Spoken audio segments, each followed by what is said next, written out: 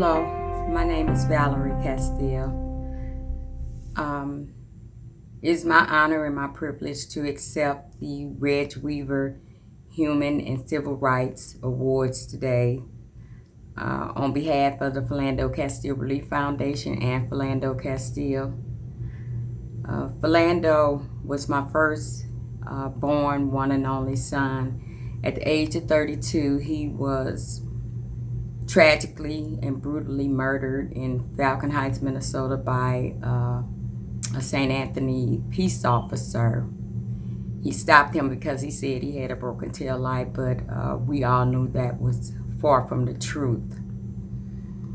Philando was shot and killed July 6, 2016 in Falcon Heights. Along in the vehicle with him was his then girlfriend and her 4-year-old daughter. But yet and still he was shot 5 times while he was seatbelting in his car. With nowhere to run, no way to duck for cover when he was asked to produce his identification for his license to carry a gun. That's what started it. He said he had a weapon in the car, and that conversation led to a murder.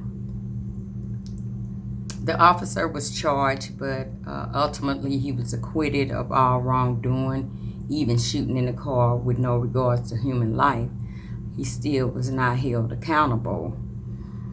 The whole thing was caught on the squad car video, and the aftermath was shown on Facebook around the world, and everybody was grieving and in pain at that time.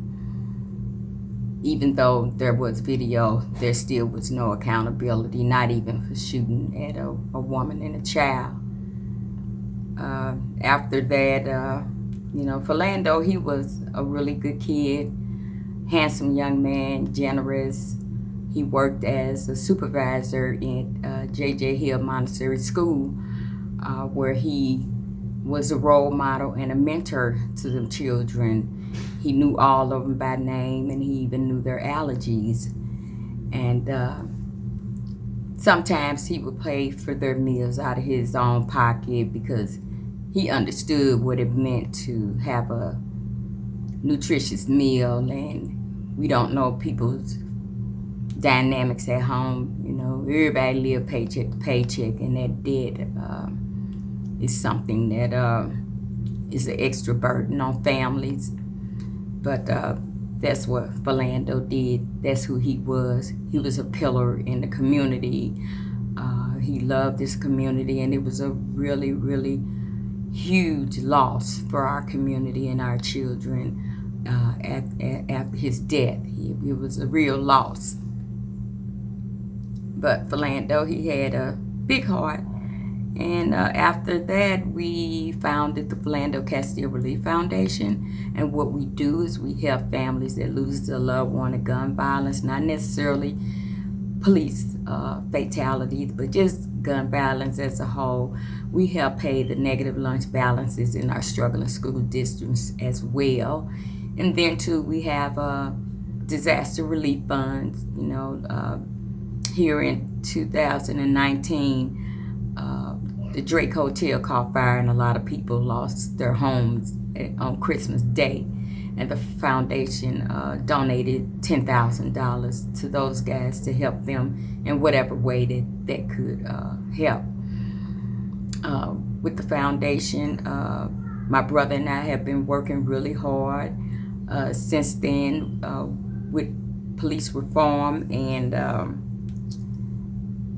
policy changes. We've been on several panels and was instrumental in developing a lot of recommendations, different, pretty much books. I mean, not books, they're not that many pages, but we come up with some great doable ideas, best practices, so to speak, that could be utilized by the prosecuting attorney's office, the BCA, the police department, and the community.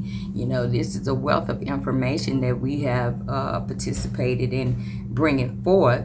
We've always advocated for police reform. So in light of what happened to our latest victim, Mr. George Floyd, they're working feverishly to try to incorporate some of these best practices and amend some of the policies and laws that they have in place. And I'm grateful for that, because a lot of our children have lost their lives to police brutality. And in fact, since 1984, over approximately 400 of our citizens have lost their lives to police brutality. So there's something to think about. Since 2016, when Philando was murdered, there has been 88 since then. That's astronomical, when it comes to our peace officers and our civilian lives.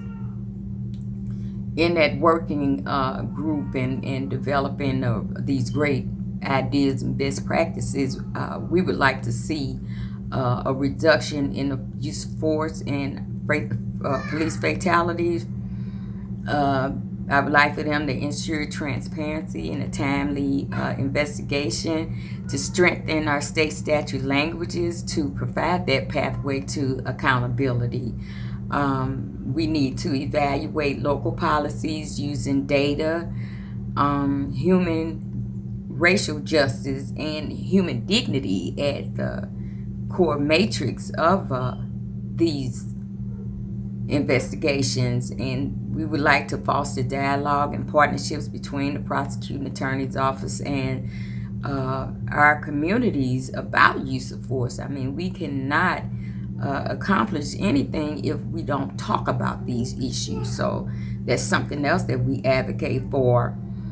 The Philando Castile Relief Foundation is currently working on a campaign to redesign the Peace Garden. The Peace Garden is where Philando took his last breath in saying, "I wasn't reaching." That space is a healing space, a space of love, a space of comfort, a space of remembering, and a space for people to reflect on their own humility, and a space of solace. And we just want them to be a little bit more comfortable and have a greater input in developing this space. So yeah, that's what we're working on right now. And I would also recommend to you guys that you be active in your town hall meetings. Go to those school meetings as well. You need to know what's going on in your schools too. Our children, they are the future leaders of this country, and we need to take care of our kids. So volunteering and donating your time or old clothes, food, whatever you can do, just try to be more involved in your communities. And if you would like to learn more about the Philando Castile Relief Foundation, you can visit us at PhilandoCastileFoundation.org, and you can get some more information if you like. Again, I want to thank you guys for the Reg Weaver Award, and I never thought that we would receive this prestigious award again. Thank you so much. And silence is violence, and we have to be more proactive about what's going on and what's happening to our citizens. So thank you again. Have a blessed day.